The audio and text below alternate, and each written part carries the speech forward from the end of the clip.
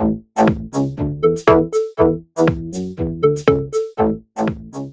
la team et bienvenue aujourd'hui pour une vidéo où je vais vous expliquer les bienfaits du HIIT. En effet, toutes les semaines, tous les jours, je vous screen avec les HIIT que je peux faire.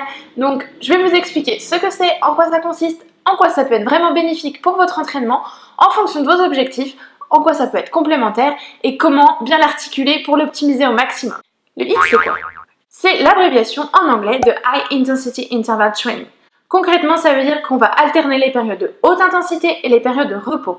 L'idée c'est que pendant les période de haute intensité, on va atteindre entre 80 et 95% de sa fréquence cardiaque maximale et que pendant les périodes de repos, nous allons être entre 40 et 50% de cette même fréquence cardiaque maximale. Vous allez me dire, à quoi ça sert? Alors le HIIT présente un certain nombre d'avantages. Le premier avantage du HIIT, c'est que ça se réalise sur une période très courte, 30 minutes maximum. Donc l'excuse du j'ai pas le temps de faire du sport, blablabla, qui est la première excuse pour laquelle on ne chose pas ses baskets, on l'oublie. C'est vraiment facile, accessible. On peut faire ça absolument partout, donc no excuse. Alors ok, le HIIT c'est bien beau, je veux m'y mettre, je suis débutant. Alors sachez que si vous êtes vraiment débutant en sport, ce n'est clairement pas conseillé. Il faut déjà avoir un certain bagage sportif pour ne pas solliciter trop son cœur et ne pas être mal, tout simplement. Donc je recommande vraiment le HIIT aux personnes qui ont déjà un bagage légèrement sportif. Le deuxième avantage du HIIT, c'est qu'on va avoir une consommation élevée en calories. Youhou! À temps de travail égal, donc pour 30 minutes, vous pouvez compter entre 25 et 30% de calories brûlées en plus que si vous réalisez le même temps en course à pied, en vélo ou sur une autre activité. Le troisième avantage du HIIT, c'est que ça vous permet de garder un métabolisme élevé. Alors, qu'est-ce que le métabolisme élevé? On n'en sait rien. Concrètement, garder un métabolisme élevé, ça veut dire que vous continuez à brûler des calories après l'effort.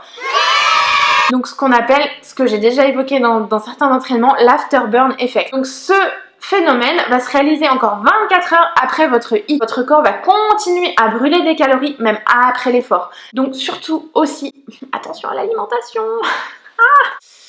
Évidemment, si vous vous enquillez 3 McDo, 2 pizzas, je garantis pas le brûlage de graisse. Mais bon, un autre avantage du HIIT est qu'on va augmenter la masse musculaire si on le pratique régulièrement.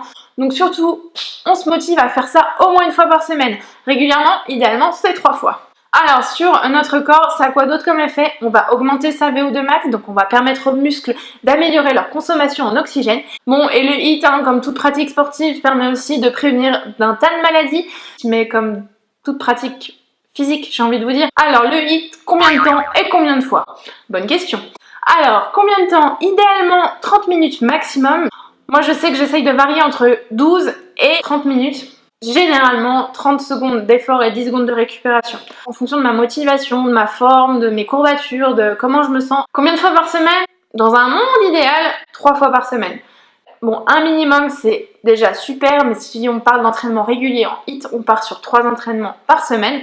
Sachez que le HIIT est aussi très complémentaire des différentes pratiques que vous pouvez avoir à côté. Ça permet d'augmenter votre VO2 max, donc ça c'est bon dans absolument tous les sports. Alors comment progresser? Parce que bon, 30 secondes, 10 secondes c'est bien gentil, mais bon, au bout d'un moment c'est comme dans tout, on a envie de se dépasser, on va s'ennuyer et on va surtout stagner.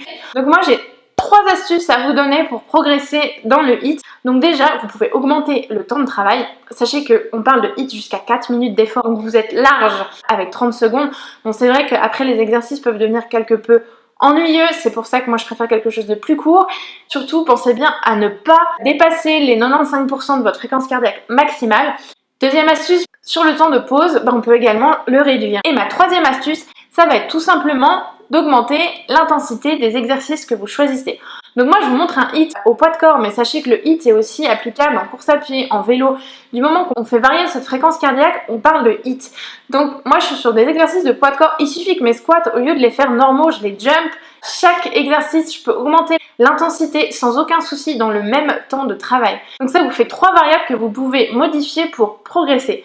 Donc le temps d'effort, le temps de repos à réduire et également l'intensité des exercices que vous choisissez. Voilà la team, j'espère que cette vidéo vous a plu, qu'elle répond à vos questions. L'idée c'était de vous donner un aperçu de ce que vous pouvez faire au niveau du HIIT. N'hésitez pas à mettre en commentaire si vous en avez d'autres. N'hésitez pas non plus à suivre mes différents comptes réseaux sociaux sur lesquels je propose d'autres HIIT chaque semaine en version plus courte. Sinon vous avez des versions longues et en live sur cette chaîne. Je vous dis à bientôt pour de nouvelles aventures.